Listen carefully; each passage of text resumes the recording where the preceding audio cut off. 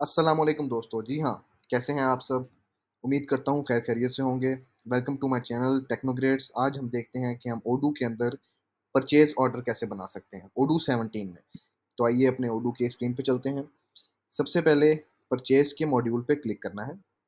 Purchase के module पे enter होते ही हमारे सामने ऑर्डर्स की ऑप्शन आएगी। ऑर्डर्स में मेन्यू में हमारे पास रिक्वेस्ट फॉर क्वोटेशन है, परचेज़ ऑर्डर है, परचेज़ एग्रीमेंट है और वेंडर है। Purchase request for quotation is the first step, उसके बाद वो परचेज़ ऑर्डर बन जाता है।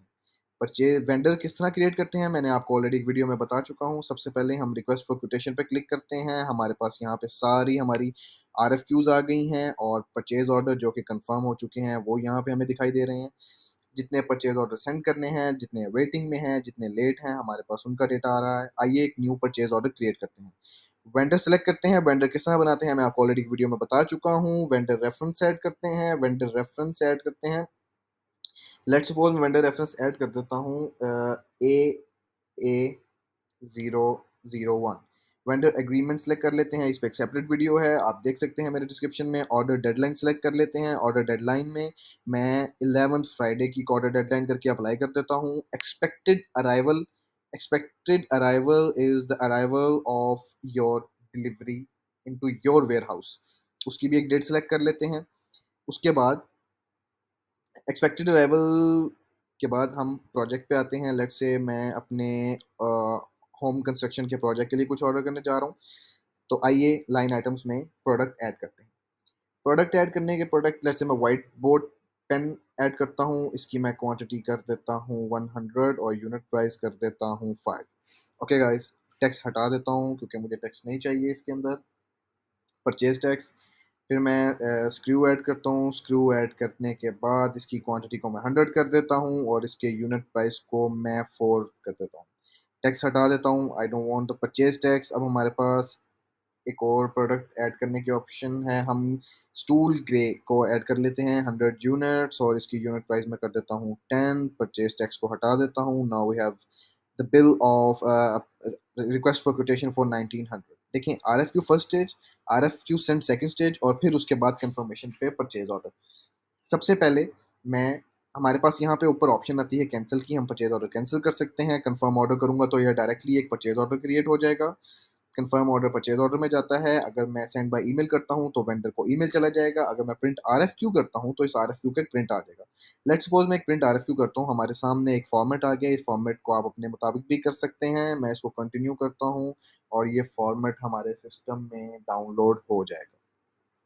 ये फॉर्मेट बेसिकली एक आर एफ क्यू सेंट का फॉर्मेट है जिसका पीओ नंबर लग चुका है, PO17।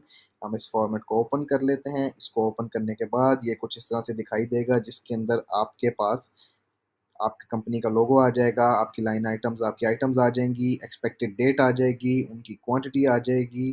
फिर रिक्वेस्ट फॉर कोटेशन के अंदर आपके पास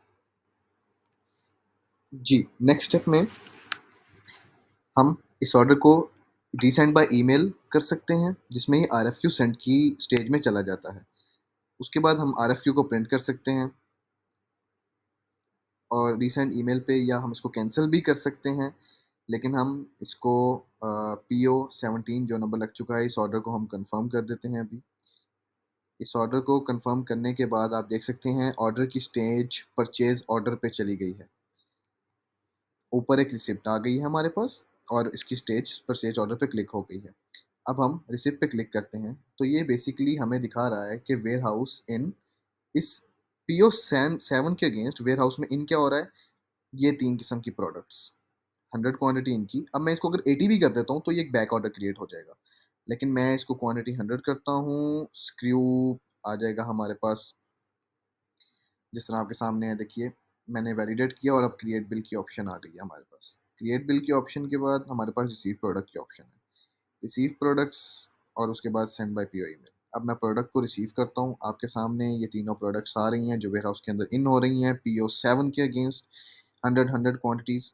यहाँ पे एक छोटी सी चीज़ है, मैं आपको बताता हूँ। देखिए वेंडर आ गया, रिसीव फ्रॉम, और ऑपरेशन टाइप हमारा योर कंपनी रिसिप्ट है। उसके बाद सोर्स डॉक्यूमेंट वो PO, वही वाला PO आ गया।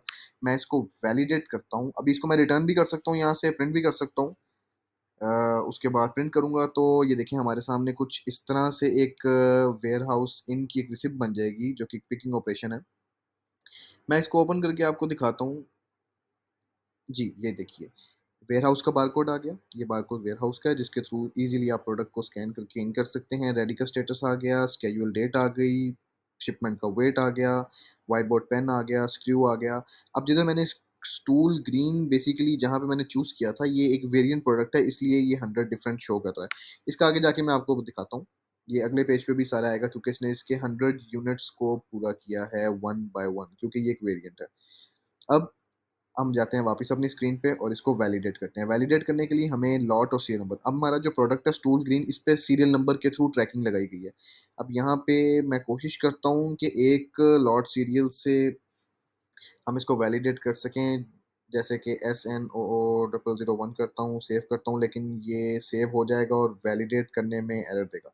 जी हाँ, ठीक है। इसका मतलब है कि हमने जितनी भी लॉट्स अगर इस तरह आती हैं हमारे पास, जो लॉट नंबर के थ्रू आते हैं, उसको हमें एक-एक करके लॉट लगानी पड़ती है। जैसे कि अगर ये एक लॉट है, हमें इसको आगे 02 करना पड़ेगा। मैं फॉर एग्ज़ाम्पल आपको दिखा रहा हूँ कि आपको एक-एक लॉट पे इसको लगाना पड़ेगा। लेकिन हम इस तरह से नहीं करेंगे, हम ऑब्वियसली जो लॉट वाली चीज़ें होंगी, उनको एक लॉट नंबर सेपरेट कर देंगे। ऊपर जनरेट लॉट नंबर की ऑप्शन आई थी, आप लॉट नंबर जनरेट भी कर सकते हैं।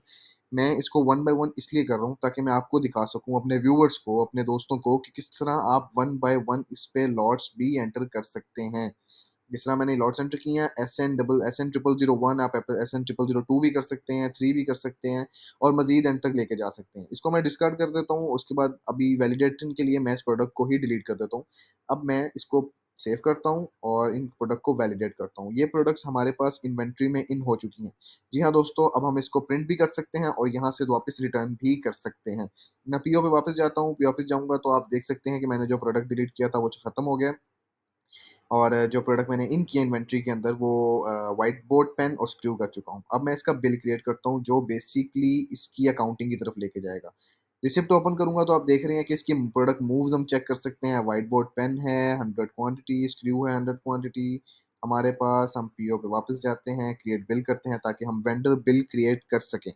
वेंडर बिल को मैं एक बार नॉल पूरा देख लेता हूँ, वेंडर रेफरेंस, बिल रेफरेंस, अपने प्रोडक्ट आइटम्स, अपनी अमाउंट देख लेता हूँ। जो प्रोडक्ट देखी दोस्तों मैंने डिलीट की थी, वो प्रोडक्ट इसने यहाँ से बिल के टाइम पे डिडक्ट कर दी है क्योंकि वो इन्वेंट्री में आई ही नहीं।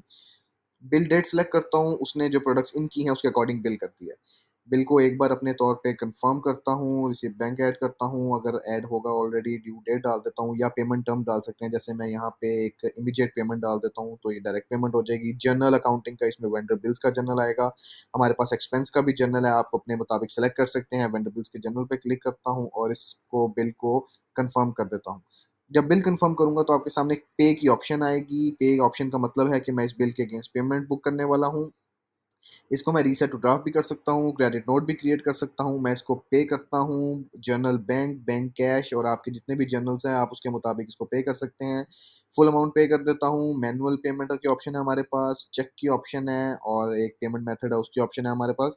मेमो भी क्लियर है तो हम इसकी एक पेमेंट क्रिएट कर देते हैं। पेमेंट क्रिएट करने के बाद आप देख सकते हैं किस तरह इन पेमेंट का एक टैग आ गया है। इन पेमेंट का मतलब है कि ये पेमेंट पेड है। अब पेड की स्टेज तब आती है जब आप इसको रिकंसाइल करेंगे। अभी मैं इसको वैलिडेट करता हूँ और ये हमारे पास पेड आ गया। अब इसका मतलब है दोस्तों देखिए ये हमारा PO17 परचेज़ ऑर्डर था, हमने इस पे क्लिक किया, ऊपर वेंडर बिल और रिसिप्ट खड़ी है, नीचे हमने whiteboard pen, screw inventory में ऑर्डर किया था जो हमारी इन्वेंट्री में आ चुका है। इन आउट देख लेते हैं प्रोडक्ट के इन आउट के लिए आप देख सकते हैं मैं इसको क्लिक करता हूँ। फर्दर क्लिक करने पे पता लगेगा ये वेंडर से हमारे पास वेयरहाउस स्टॉक मेन वेयरहाउस में आ चुकी है। WH स्टॉक बेसिकली हमारा मेन वेयरहाउस है और उसमें डिमांड क्या थी हमारे पास 100 व्हाइट बोर्ड पेन और स्क्रू 100 थे वो हमारी इन्वेंट्री में इन हो चुके हैं। उनका रेट आ गया है उसके अगेंस्ट हम नोट भी ऐड कर सकते हैं। जी हाँ दोस्तों, आप देखें मैं वापस अपने पीओ पे जाता हूँ। पीओ पे वापस जाने के बाद आप देख सकते हैं वेंडर बिल क्रिएट हो गया है, रिसिप्ट क्रिएट है। वेंडर बिल पे क्लिक करता हूँ। वेंडर बिल हमने जिस तरह पे कर दिया है अपने बैंक के थ्रू, वो बिल पे हो गया है हमारे पास। ठीक है। जी हाँ दोस्तों, इस तरह परचेज़ ऑर्डर में आता हूँ, परचेज़ ऑर्डर में भी हमारे पास फुली बिल्ड का एक स्टेटस आ गया है। जी हाँ दोस्तों, इसका मतलब है कि हमारा PO17 जो है वो इन्वेंटरी रिसीव भी कर चुका है और फुली बिल्ड भी हो चुका है। इस तरह दोस्तों ओडू 17 के अंदर आप इस तरह एक परचेज़ ऑर्डर बना सकते हैं, जिसमें फर्स्ट स्टेप हमारा परचेज़ ऑर्डर को बनाना है। उसके बाद परचेज़ ऑर्डर बनाने के बाद इन्वेंट्री की वैलिडेशन है, इन्वेंट्री की वैलिडेशन के बाद फिर उसकी पेमेंट है। तो दोस्तों मज़ीद इस तरह की वीडियोज़ के लिए मुझे फ़ॉलो करें, लाइक करें, सब्सक्राइब करें, अपनी दुआओं में याद रखें और किसी किस्म की भी कोई भी हेल्प है आप कमेंट सेक्शन में आप मुझे बताएँ, मैं इंशाल्लाह आपसे ज़रूर राब्ता करूँगा और आपका जो भी उर्दू से रिलेटेड इश्यू होगा उसको हल करेंगे। Thank you so much. जज़ाकल्लाह खैर।